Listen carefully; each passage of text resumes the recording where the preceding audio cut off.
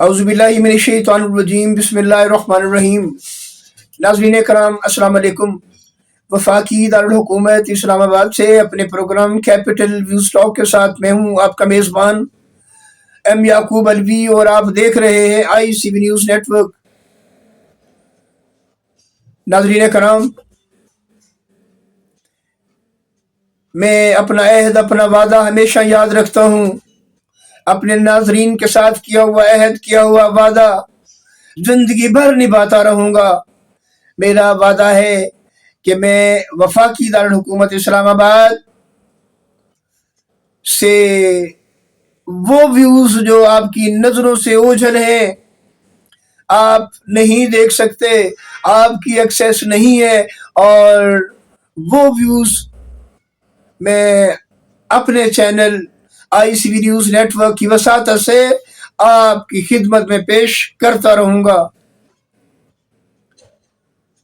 ابھی جو mega views, corruption کا میگا سکینڈل میں آپ کے ساتھ شیئر کرنے جا رہا ہوں ناظرین، یہ ہمارے وفاقی قومی ادارے سے جڑے بدعنوان کرداروں کی نمائندگی سے وابستگی ہے اس میرے ویوز کی، اور یہ بڑا تحقیق طلب، تشویش طلب ویو ہے جو آپ کے سامنے میں پیش کروں گا۔ یہ ویو تفصیلاً آپ کے سامنے پیش کرنے سے میں آپ کو بتاتا چلوں کہ اس وفاقی قومی ادارے کے وہ بددیانت، وہ بھیانک شرافت کے لبادے میں لپٹے کالے کرتوتوں کے حامل وہ کردار ہیں جن کی کارستانیاں آپ کے سامنے پیش کرنے کے بعد آپ شرما جائیں گے، آپ کی آنکھیں جھک جائیں گی، مگر ان بدعنوانوں کو ابھی تک کوئی فرق نہیں پڑا اور شاید کوئی فرق نہیں پڑے گا۔ میرا کہنے کا مطلب، اس قومی ادارے کے کرداروں میں ایک ایسی خاتون شامل ہے جو اپنی سروسز کے دوران اول سے آخر تک بدعنوانیوں میں گری ہوئی ہے، مگر شرافت کے لبادے میں وہ لپٹی بدعنوان خاتون اپنے نزدیک کسی کو نہیں پھٹکنے دیتی۔ اس کا ایک اعزاز یہ بھی ہے کہ اگر اس کو کوئی انویسٹیگیٹ کرنے کی کوشش کرے، اسے دائرہ قانون کے اندر، دائرہ احاطے کے اندر قواعد و ضوابط اور نظم و نسق کے مطابق، نظم و ضبط کے مطابق بھی بات کرنے کی کوشش کرے، جس بات سے اس کی ذات پر، اس کے کالے کرتوتوں پر زد پڑتی ہو، تو وہ ہراسانی کا مقدمہ دائر کروا دیتی ہے۔ آپ اندازہ لگا لیں اس خاتون کی چالاکی کا، مگر اس کی چالاکیوں پر، اس کی بدعنوانیوں پر مجھے کوئی افسوس نہیں ہے، چونکہ جو اس کیریکٹر کے لوگ ہوتے ہیں ان کا کام یہی ہوتا ہے، وہ بدعنوانیوں میں ملوث ہوتے ہیں اور اپنے اعلی کار سہولت کاروں کی وساطت سے یہ بھیانک کردار کرتے رہتے ہیں۔ اس کی بے شمار مثالیں ہمارے سامنے ہیں۔ تشویش طلب اور تفتیش طلب بات یہ ہے کہ جو ان اداروں کے محافظوں کے روپ میں بڑے بڑے عالی شان مناصب پر براجمع ہیں، بڑی بڑی مراعات حاصل کر رہے ہیں، عالی شان دفاتر میں بیٹھتے ہیں، سردی گرمی کے مطابق ان کو وہ تمام سہولیات حاصل ہوتی ہیں جو ہر پاکستانی کی خواہش ہوتی ہے، سردی سے بچنا، گرمی سے بچنا، گرمی میں year conditioned, heavy duty year conditioned, اور سردیوں میں ایئر ہیٹڈ رومز، یہ سب کچھ انجوائے کریں یہ لوگ۔ ریاست نے ان کے لیے ان تمام سہولیات کا بندوبست اسی لیے کیا ہے کہ وہ امانت داری کے ساتھ، دیانت داری کے ساتھ اپنے فرائض منصبی کا خیال رکھتے ہوئے عوام کی، ملک و ملت کی خدمت کریں ایمانداری کے ساتھ۔ مگر انتہائی افسوس اس بات پر ہوتا ہے کہ وہی لوگ جو ہمارے محافظوں کے روپ میں برآ جمع ہیں، وہی خباثتوں کے درجوں پر مامور ہیں۔ کوئی موقع ہاتھ سے جانے نہیں دیتے خباثت کا، بدعنوانی کا، قومی وسائل کو لوٹنے کا، اور اس سے بھی بڑھ کر وہ جو سہولت کاری کا ایک کردار ادا کرتے ہیں ایسے بدعنوان لوگوں کے لیے جو سر تا پا ملوث ہوتے ہیں خباثتوں میں، بدعنوانیوں میں اور قومی وسائل کو لوٹنے میں۔ ناظرین کرام،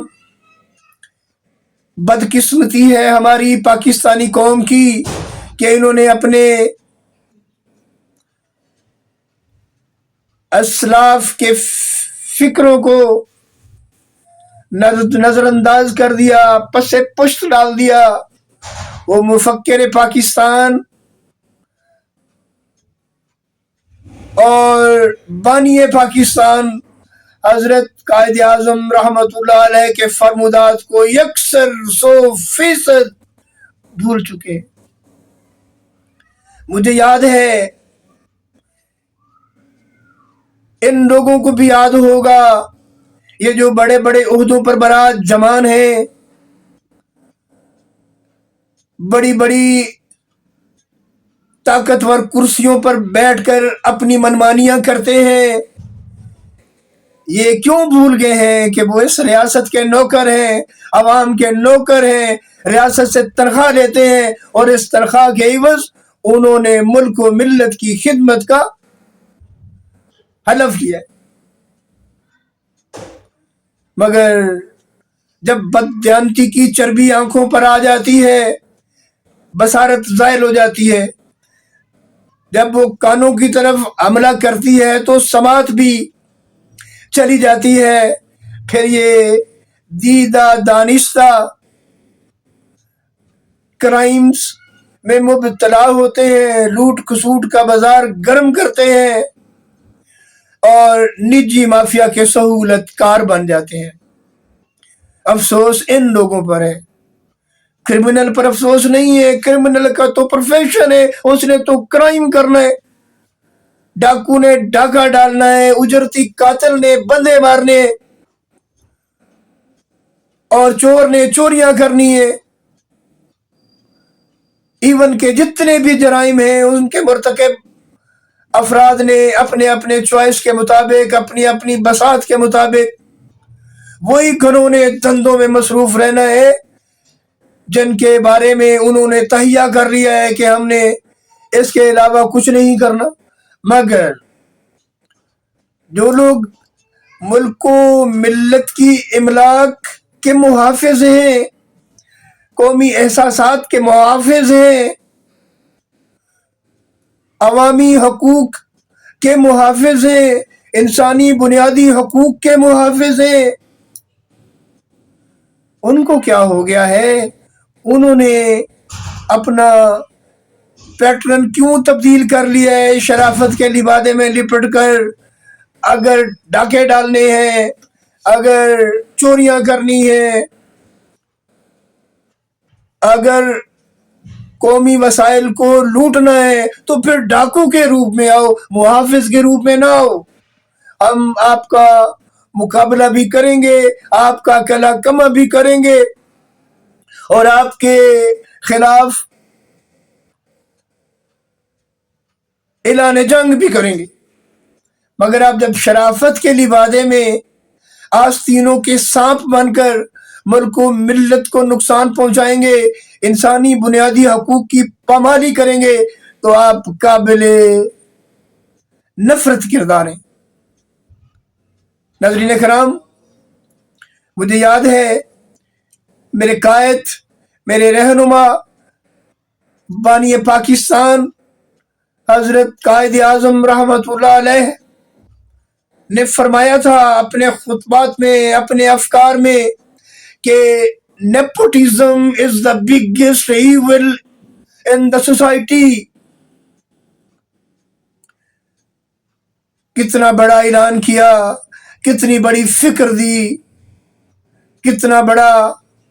ہمیں راستہ اختیار کرنے کی ترغیب دی، مگر ہم نے